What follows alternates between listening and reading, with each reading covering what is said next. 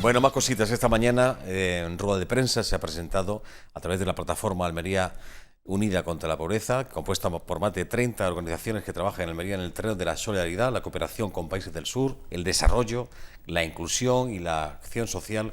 Organiza por cuarto año lo que viene a llamarse la Semana contra la Pobreza. Dicha semana se va a desarrollar entre el lunes 16 y el sábado 21 de octubre. El día 17 es el día del calendario que nos indica que es el Día Internacional para la Erradicación de la Pobreza, y va a contar con diferentes actos y actividades. Por ejemplo, va a haber un encuentro interreligioso y una conferencia que el título ya de por sí dice ya muchas cosas, ¿no?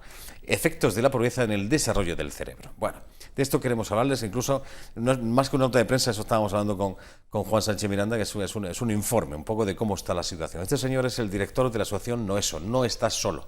Por cierto, que cumplen, creo que este año de 2017 o el año pasado, cumplen 25 años. Bienvenido, buenas tardes, Juan. Muy buenas tardes. ¿Durante el 2017 es el aniversario? Estamos en el 26 para el 27. Para el 27, bueno, ¿qué tal? ¿Cómo lo lleváis en eso? ¿Tú llevas desde el principio dirigiendo? Sí, bueno, como director no, como director desde 2008, pero sí soy fundador. ¿Sí? Es decir, yo llego elegido a finales de los 80 y nos encontramos con dos grandes problemáticas sociales, y era en aquel momento que bueno, pues la heroína estaba haciendo estragos en el pueblo y los padres un poco nos empujaron y nos forzaron y creamos esta organización. Detrás estaban padres y madres que no sabían qué hacer con sus hijos, que no solo los desvalijaban de sus casas, sino que les habían robado la vida, la salud, la esperanza.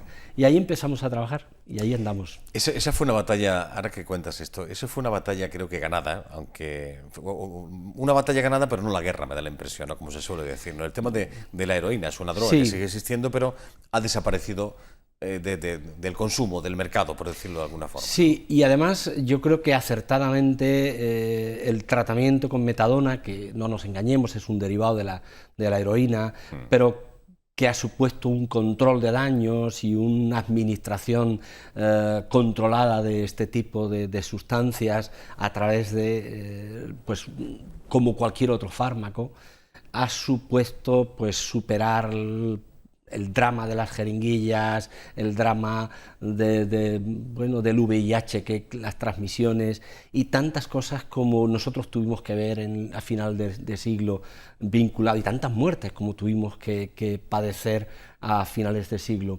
Desgraciadamente, bueno, en Estados Unidos la heroína ha vuelto a tener un protagonismo tremendo.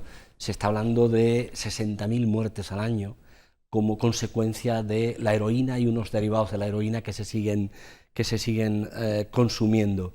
Esperemos que en eso no copiemos a lo que está pasando en el país americano. Esperemos que no. Sí, y tampoco la utilización de las armas indiscriminadamente, como ha pasado recientemente, que eso es otro capítulo, ¿no? El acceso a las armas de fuego, como tenía este tipo, que salió a tiros en Las Vegas y va a cazar pajarillos. Salió a 56 personas, ¿no? Es tremendo.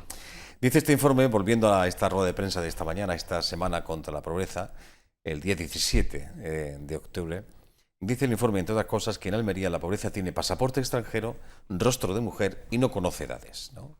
A modo de resumen, incluso con datos, perfil por sexo, ciudadanía y demás, ¿no? Sí, es un titular, no sé si afortunado, desde luego la realidad... Pero es real. Es real. Sí. Es real porque si miramos cualquiera de las bases de datos de las grandes organizaciones que atienden miles de personas al año, Cruz Roja, Cáritas, la nuestra, no está solo, bueno, nos encontramos con que desde luego en el caso de Cáritas más de la mitad son personas procedentes de terceros países. Luego hay un pequeño porcentaje de 10-15% que proceden de países de la Unión Europea, y el resto, un 60%, 60-70%, no lo recuerdo con exactitud, que son procedentes de países, de nuestro país. Y no sabemos si hay un sesgo en el sentido de que, igual que quien cocina suele ser la mujer en casa, aunque poco a poco van cambiando las cosas, también a la hora de interceder, a la hora de aparecer en una organización no gubernamental para pedir ayuda, en unos servicios sociales, con mucha frecuencia es la mujer también la que da la cara. y eso no significa que la pobreza no afecte también a los hombres, pero sí que afecta de una forma especialmente virulenta a las mujeres, y de forma especial cuando se van sumando pobrezas. Las pobrezas no son todas iguales, o los riesgos de exclusión no son todos iguales. Si eres extranjero, si eres gitano, si tienes más de 50 años, tú y yo estaríamos en una edad de riesgo. Totalmente. Bueno, hay un montón de factores. Si te quedas sin trabajo, quedarte sin trabajo con 40 años en este momento es dificilísimo volver a encontrar trabajo. Pues ¿por qué? Pues porque hay montones de chavales muy formados, con 30 años dispuestos a trabajar pues por cantidades muchísimo inferiores, ¿no? Pero ¿y qué hay de la experiencia? Yo siempre incido en esto. ¿Qué pasa con la experiencia de esa persona? Bien, pues que eso no se valora. Estamos rompiendo y devaluando un valor y despreciando un valor y la sensatez que los años aportan. Yo creo que es una verdadera pobreza cuando intentando ganar un poquito o pagar un poquito menos estás perdiendo ese plus que aporta alguien que tiene experiencia y vida acumulada. Hay muchas profesiones, como bien sabe Juan, que se basan en la experiencia, los años de trabajo, que es como realmente se aprende, ¿no? Sí. Antes has tenido que formarte académicamente, ¿no? Pero sí. tengo que demostrarlo. Pero bien, lo que está claro es que en este momento, en estas sociedades nuestras, en este momento, o tienes un trabajo que es la llave y la puerta de entrada para poder ser alguien en el mercado, o no eres nadie, o estás en un disparadero que te lleva a la exclusión total de todas las esferas prácticamente de la vida. Y desde luego el trabajo es tremendo, cómo de difícil está resultando que las personas en situación más difícil sean y accedan a un puesto de trabajo con un mínimo de estabilidad y con un sueldo medianamente digno que les permita romper con ese umbral. Cuando estamos hablando de vivir en exclusión, estamos hablando de una persona que tiene que pagar y afrontar sola, si es que vive sola, con 8.000 euros tiene que vivir todo el año, pagar todos sus gastos. O estamos hablando de una familia de 4 miembros que vive por debajo de los 16.000 euros. Esas son las cifras. Por debajo de esas cifras estamos en situación de pobreza o de riesgo de pobreza. Se puede tener trabajo y ser pobre. ¿Qué es lo que está sucediendo, Juan? Sí, es verdad. Hay gente que tiene un trabajo pero que no le da para poder vivir y desde luego no le da para poder afrontar una serie de necesidades que tiene, sobre todo si tiene cargas familiares, mujeres monoparentales, madres monoparentales que están con 1 o 2 hijos a cargo y que no saben qué hacer con los hijos porque si atienden a los hijos no van al trabajo, si van al trabajo no están con los hijos. Eso también es una pobreza, no es solamente una cuestión económica, sino es no tener ese cuidado y esa atención que esos niños van a necesitar. Hablando de los hijos, de los niños, lo que no se sabe todavía, o quizás sí, con el transcurso de estos años de crisis y demás, la factura que pasan los más pequeños, lo que va a suceder en los próximos años a estos niños que han vivido la crisis y la pobreza directamente y que la están padeciendo día a día, en la actualidad, que esto no es el pasado, es el presente. Sí, en la programación que hemos dispuesto para esta semana contra la pobreza hay una conferencia que se llama Los efectos de la pobreza sobre el desarrollo del cerebro, que lo da pues un almeriense que se ha pasado la vida entre Estados Unidos y la Universidad de Granada y que han hecho un seguimiento de una serie de niños con situaciones educativas, económicas, con una serie de variables que son las que miden la pobreza y han hecho un seguimiento a lo largo, creo que son 10, 12 años de esos niños y no quiero adelantar los resultados, pero nos los podemos sospechar todos. Sí. Cuando un niño no tiene la leche, los cuidados, la educación, no solamente es que tiene carencias, es que su cerebro va a quedar de alguna manera marcado para siempre. Va a ser un niño que no va a tener las posibilidades que podría tener y desarrollar ciertamente su vida con la normalidad que si hubiera tenido todos esos cuidados y esas atenciones. Con lo cual traemos hijos al mundo y los traemos de alguna forma por nacer donde nacen y en las condiciones familiares en las que nacen, ya de alguna forma tienen escrito en su biografía y también en su cerebro pues lo que les espera. Sabiendo esto, cuando esto nos lo dice la ciencia, yo creo que debería de faltar cualquier cosa en una sociedad desarrollada, menos las atenciones y los cuidados para que estos niños efectivamente rompan con ese maleficio que no es ni muchísimo menos genético, sino que la génesis está en la desestructuración social, en la falta de solidaridad social, en una sociedad que ha crecido a marchas agigantadas en muchas esferas de la vida, pero que al mismo tiempo es una sociedad tremendamente segmentada, donde nos las vemos cada uno frente al mercado y no hemos invertido en lazos sociales. Las clases sociales siempre han existido y siempre van a existir, Juan, pero da la impresión que hoy en día están más distanciadas. La sí, distancia entre... Bueno, la diferencia, cuando ellas, ¿no? La crisis se inicia, se toma como referencia 2008-2009, cuando ya en España empezaba a aparecer con crudeza. La diferencia de aquel momento con este es que las grandes fortunas han aumentado en este país un 60%, mientras que las personas en riesgo de pobreza han aumentado un 22%. O sea, los ricos, cada vez más ricos, han aumentado, y 13 millones de personas en este país viven en el umbral de la pobreza. Y son, bueno, pues una masa humana ingente, la que vive en una inestabilidad permanente, ellos, sus familias, sus hijos. Y bueno, en algunos casos, bueno, esta es otra de las cosas que nos dice el informe FOESA, el informe que Cáritas viene sacando en sucesivos años, nos dice que esta crisis se ha podido sobrellevar en los hogares más humildes gracias a la solidaridad de los mayores. Esto que voy a decir es dramático.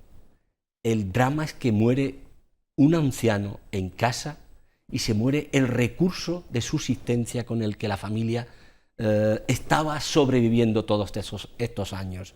De alguna forma, con la pérdida de estos mayores, una parte de nuestro colchón, de ese colchón que ha soportado pues un dolor y que ha ayudado a sobrevivir a muchas familias, ese colchón se va quedando prácticamente sin aire, y ya estamos prácticamente que esas familias se quedan, cuando desaparecen sus mayores, durmiendo en el suelo raso. Y con pensiones a veces irrisorias, sí, que se hacían en caja de bolillas, se hacía magia. Cada abuelico tenía 400, 500 euros, pero han sobrevivido gracias a eso. Claro. Cuando muere, cuando desaparece, aparte del dolor terrible de perder al padre, al abuelo... Dramático lo que cuenta. Es algo que sabemos todos, esto, pero cuando nos lo cuentan y de la forma que tú lo haces, pues te hace reflexionar, ¿no? ¿Qué es lo que pasa? Y sabiendo todo esto que ocurre, porque a veces está delante de nuestra cara, de nuestro, en fin, del día a día, da la impresión que poco se hace para remediarlo, ¿no? Hablo de las administraciones en términos generales, no por señalar a ninguna, ¿no? Pero los recursos con los cuales vosotros, Noeso, Cáritas, etcétera, podíais ayudar a más gente de la que ayudáis. Hay un dato de Cáritas Diocesana. Atendió el pasado año 2016 a 26.716 personas. Que se dice pronto. Bueno, yo creo que en estos días es comprensible que en la agenda de nuestros políticos, pues la pobreza, si tuviéramos que ver en el ranking en qué lugar ocupa, pues ciertamente ocuparía un ultimísimo lugar, y podríamos comprenderlo porque es grave lo que está sucediendo ahora mismo en Cataluña, pero hace mucho tiempo que la pobreza y los empobrecidos no forman parte, por lo menos, de las prioridades de nuestros gobiernos. En Cataluña también hay pobres, ¿eh? Sí, evidentemente. Claro. Las diferencias sociales no son únicamente andaluzas. Sí es verdad que bueno, pues la pobreza en Andalucía supone el doble que en la media de la Comunidad Europea, y estamos, me parece que son cerca de 15 puntos por encima de la media europea, y que 9 de las 10 ciudades más pobres son andaluzas, y Almería una de ellas, donde el umbral de la exclusión y de la pobreza es mayor. Quiero decir que, bueno, pues los datos son fríos, pero sí que efectivamente, yo diría, me preocupa enormemente que en nuestra agenda no estén los más humildes. Y me preocupa porque cualquiera de nosotros puede formar parte de ese clan. Es algo que hemos visto y que hemos aprendido en estos años de crisis. No solamente de barrios desfavorecidos, como antes me comentabas antes de comenzar la charla, sino que se ha demostrado durante estos años que personas que vivían muy bien, con buenos sueldos, le ha cambiado la vida de forma drástica. Sí, hay una película que se hace toda ella en Nueva York, en torno a un gran albergue de esos con 20.000 camas. Me parece que la he visto. Sí, y a la salida un día, una mañana del albergue, hay dos mendigos hablando el uno con el otro y miran a un yuppie, a un señor trajeteado, con corbata y con un maletín, y se ríen mirándole. Y dice, bueno, míralo, con qué ilusión y seguridad vive. No sabe que nosotros teníamos maletín, corbata como él hace unos días y que hoy hemos dormido aquí en el albergue. Esto que puede parecer del cine, creo que en estos años hemos visto hasta qué punto la vulnerabilidad nos afecta a todos. Así que, si no por virtud, Joaquín, por necesidad, tenemos que ir tramando redes, cuidando algo que estaba ya inventado. Nuestras familias extensas, nuestros pueblos, eran lugares donde, aunque pasaban cosas desagradables, eran tiempos tremendamente difíciles, la vida era algo colectivo, era de todos. La educación era algo colectivo, no era un asunto particular. Los niños pertenecían al pueblo y cualquier anciano podía y se sentía responsable para cuidar de esos niños y acompañarles, educarles, llamarles la atención. Yo creo que tenemos que tender lazos sociales si no queremos que el primer viento pueda con nosotros. Así es.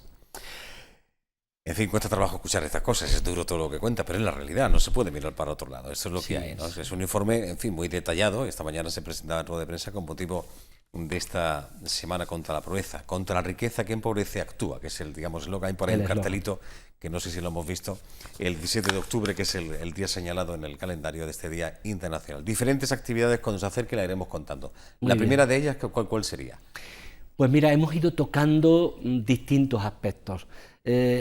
Como hay mucha gente que es creyente, pero también invitamos a los que no lo son, lo que queremos es reclamar ese recóndito donde está la fuente de inspiración, de valores, de fe, en algunos casos o en muchos casos, y queremos juntos hacer una reflexión buscando en nuestras raíces para pedir las fuerzas del cielo y de la tierra para afrontar esta realidad. Pero también habrá una oración interreligiosa, porque la religión a veces aporta enfrentamientos y conflictos entre personas y pueblos, y queremos efectivamente dialogar y celebrar juntos la vida y afrontar juntos la pobreza. Queremos jugar juntos, ir al cine juntos, queremos que los niños en la escuela hablen sobre la pobreza y la riqueza. Es decir, queremos que la sociedad madure reflexionando críticamente y autocríticamente sobre el mundo que estamos haciendo, el que queremos. Y vamos a decidir juntos y vamos a planificar el mundo al que queremos ir. El mundo no nos va a caer por el tejado, claro. Lo vamos a construir entre todos. Así es. El otro día una entrevista leyendo al Padre Ángel, conocerás un hombre que lleva, un señor sacerdote que lleva, en fin, ayudando a la población inmigrante durante muchos años, y decía, en fin, no sé de forma irónica o no, bueno, a veces busco a Dios y no lo encuentro, ¿no? Dada la situación y lo que ha visto y lo que ha sufrido ese hombre y ve a diario, ¿no? No sé si esto en alguna ocasión te ocurrió a ti, ¿no? Los años que llevas trabajando en eso, bueno, y a los problemas que te has enfrentado durante estos últimos años, Juan. Mira, Dios está al alcance de la mano de cualquier persona que tiene la posibilidad de hacer pequeños milagros, que no son artificios, que es generar estructuras de solidaridad. Pues mira, el año pasado se generaron cerca de 500 empleos en mi organización. No los generamos nosotros mediamos con empresas que necesitan trabajadores y nosotros aportábamos y acompañábamos a gente con necesidades especiales, les ayudábamos a formarse, a prepararse. Bueno, son pequeños milagros. Pequeños milagros que están al alcance de quien tiene un puesto de trabajo, de quien tiene unas horas libres, de quien tiene la posibilidad de privarse de algo para invertir en solidaridad con los demás. Al final nos empobrece no ser generosos con los demás y nos enriquece lo contrario. Te agradezco la visita, siempre un placer hablar contigo. Juan Joaquín, Sánchez muchísimas Miranda, gracias. que vaya bien. Lo iremos contando lo que ha de decir las actividades programadas para esta semana de lucha contra la pobreza. Hasta la próxima. Gracias, Joaquín. Salimos al exterior. Juan Domínguez. Este señor hace unos años estuvo en este plató acompañado de su hermano, los hermanos Cañadas. Uno, pintor indaliano, fallecido recientemente, bueno, hace ya unos años, Luis Cañadas, y su hermano Aureliano, el cual nos atiende en unos minutos, escritor y poeta. Llega a Almería, va a estar esta tarde en Almería, en el Museo Doña Paquita, a las 8, en un ratito, media hora aproximadamente, para presentar un nuevo poemario que ha titulado Conjugación Secreta, un libro que incluye ilustraciones y dibujos inéditos de su hermano Luis Cañadas, uno del grupo de los 7, para algunos de los mejores del grupo indaliano. Nos atiende en unos minutos Juan Domínguez. Adelante, bienvenido.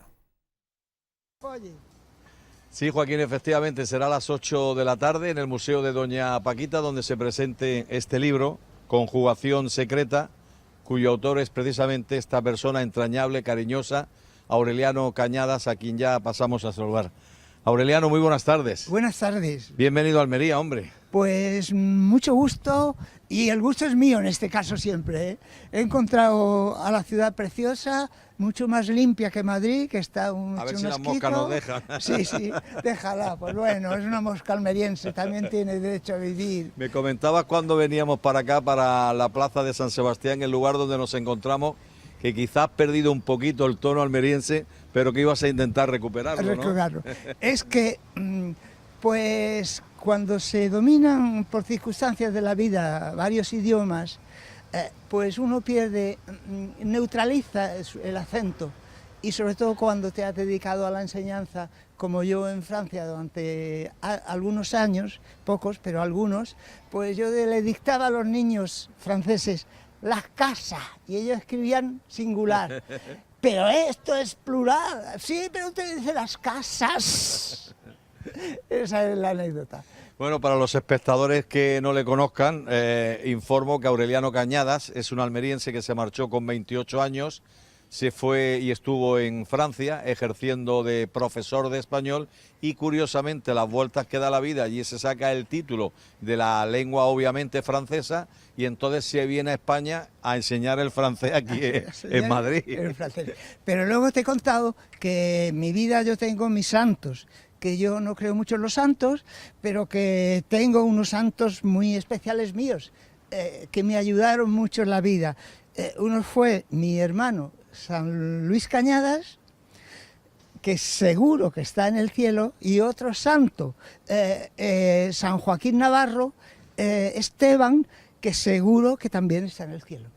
Luis Cañadas, tu hermano, que ejerció casi, porque era tu hermano mayor, Sí, de padre, de padre. Y conocidísimo en Almería porque es uno de los grandes pintores, y además también que formaba parte del movimiento indaliano. Y que creo que algo suyo aparece aquí en el libro, ¿no? Bueno, hay unas ilustraciones que mi sobrina María, su hija, me ha prestado y me ha permitido reproducir. Este ángel de A ver si puedes mostrar. de la portada, que mira qué bonito este ángel, y otras ilustraciones que hay en el interior. De lo que he visto que te sientes muy orgulloso es de una ilustración que aparece de una nieta tuya. Una ilustración que sí, está inspirada, mira, Preciosa. está inspirada, yo no sé si en María o la hija de Luis, o en una nieta mía, de la cual también me hizo aquí una muy pequeñita, unas flores. Aureliano, hablando de lo que realmente esta tarde nos llama la atención, o lo que es el foco informativo, que no es otro que la presentación de este libro, sí. Creo que es tu 10ª. Hasta ahora me parece que se habían producido 14 publicaciones, esta es la 15ª, ¿no? Creo que es la 15ª, sí, he perdido un poco la cuenta, la 15ª. Y he conseguido bastantes premios. Algunos Vamos, esta mañana cuando veía yo tu biografía venía un folio y medio de premios recibidos. Niño, sí, es que ya soy muy viejo, sí, ya soy muy viejo. Algunos tienen tu edad, no han recibido ningún premio. Ya soy muy viejo. Pero sabes, yo creo que la poesía tiene que buscar la verdad y la verdad personal, y olvidarse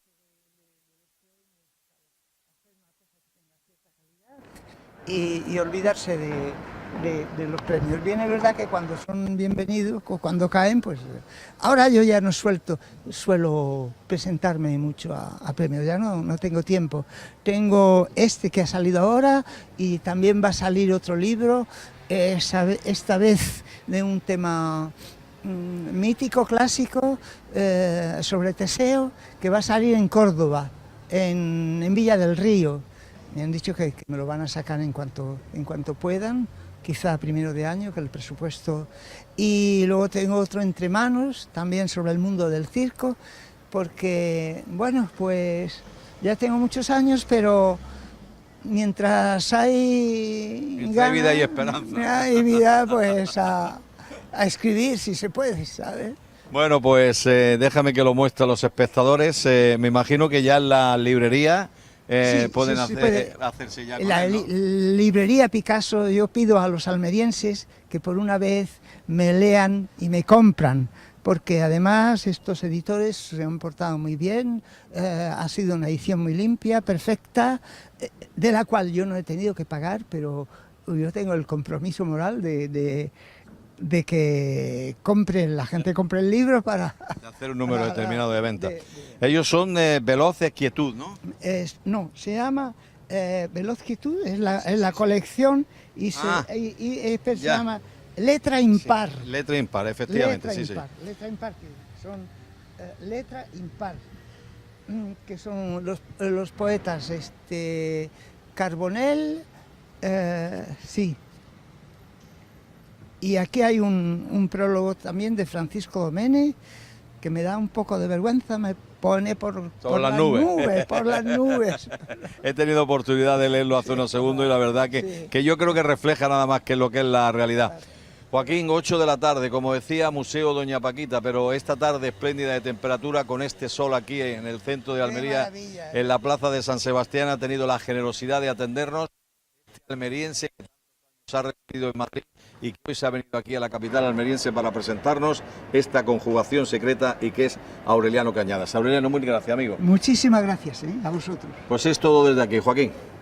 Enseguida contigo. Gracias, Aureliano. Bienvenido a Almería, no solamente por este poemario importante, uno más, 15ª publicación, sino por esos dibujos, esas ilustraciones, recordando un poco al pintor italiano Luis Cañadas. 15 años de Cine Club. Antes de una pausa quisiera recordarles que de nuevo este próximo trimestre de nuevo está el Cine Club en el Teatro Apolo con esas 2 sesiones, 7:30, 9:30, un total de 13 largometrajes en versión original componen este trimestre de esta nueva aventura de Cine Club. La primera de las películas, este tráiler que vamos a ver, La Vía Láctea, una película de Emir Kusturica, en cuyo reparto aparece una actriz yo creo que conocida por todos y que se llama Mónica Bellucci. Este es el tráiler, enseguida de vuelta.